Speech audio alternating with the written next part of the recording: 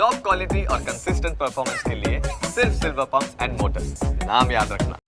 તો વાત મહેસાણાની કે જ્યાં કોમર્શિયલ વાહન માલિકો સામે આરટીઓએ મોટી કાર્યવાહી કરી છે અને મોટી કાર્યવાહી આરટીઓ દ્વારા અહીંયા કરવામાં આવી કે જ્યાં કોમર્શિયલ વાહનો ટેક્સ નહીં ભરનાર વાહન માલિકોની પણ હવે મિલકત કબજે લેવામાં આવશે, જેને લઈને વાહન માલિકોની મિલકત કબજે લેવા માટે બે નાયબ મામલતદારની પણ નિમણૂક કરવામાં આવી છે। મહેસાણામાં 2816 જેટલા કોમર્શિયલ વાહનના માલિકોએ 15.85 કરોડનો ટેક્સ ભર્યો નથી અને આવા વાહન માલિકોની મિલકત શોધી તેમની મિલકતમાં બાકી ટેક્સનો બોજો નાખવામાં આવશે।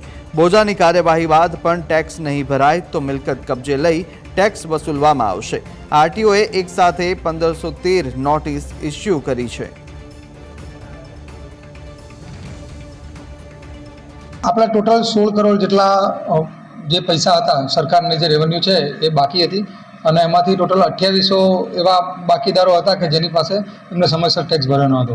એટલે આપણે એમાંથી જે મોટા 1500 છે એમને ટાર્ગેટ કરી અને નોટિસોના દોર પૂરા કર્યા। ત્યારબાદ સરકારશ્રી તરફથી આપણને રિકવરી ઓફિસર આપવામાં આવ્યા છે, જે નાયબ મામલતદાર છે એમને હવે રિકવરી રાહે પ્રયત્નો શરૂ કર્યા છે, જેની અંદર જે બાકીદારો છે એમને નોટિસ પાઠવી છે અને જો હવે એ પૈસા ન ભરે તો એ સંજોગોમાં એમના જે મિલકત છે એના ઉપર બોજો પાડવાની કાર્યવાહી શરૂ કરવામાં આવી હતી, જેને ધ્યાને લઈ અને તાજેતર સુધીમાં 180 બાકીદારો પૈસા ભરી ગયા છે અને તેમનું ટોટલ ટેક્સ 1.25 કરોડથી વધારે થાય છે।